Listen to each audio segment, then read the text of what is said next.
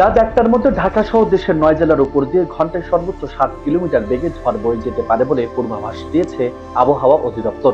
বৃহস্পতিবার রাত ১টা পর্যন্ত দেশের অভ্যন্তরীণ নদীবন্দর সমূহের জন্য দেওয়া এক পূর্বাভাসে এ তথ্য জানানো হয়েছে।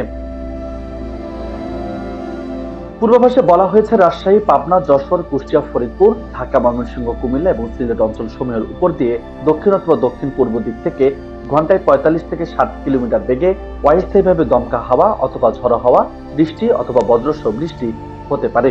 এসব এলাকার নদীবন্দর সমূহকে ১ নম্বর সতর্ক সংকেত দেখাতে বলা হয়েছে। এদিকে শুক্রবার সকাল ৯টা পর্যন্ত আবহাওয়া পূর্বাভাসে বলা হয়েছে, সারা দেশে দিনের তাপমাত্রা সামান্য হ্রাস পেতে পারে এবং রাতের তাপমাত্রা সামান্য বৃদ্ধি পেতে পারে। রাজশাহী এবং সিরাজগঞ্জ জেলার উপর দিয়ে মৃদু তাপপ্রবাহ বয়ে যাচ্ছে, তা প্রশমিত হতে পারে। এছাড়া রাজশাহী, ঢাকা, খুলনা, বরিশাল, চট্টগ্রাম ও সিলেট বিভাগীয় দু-এক জায়গায় অস্থায়ীভাবে দমকা হাওয়া অথবা ঝড়ো হাওয়া, বিদ্যুৎ চমকানো, বৃষ্টি অথবা বজ্রসহ বৃষ্টি হতে পারে।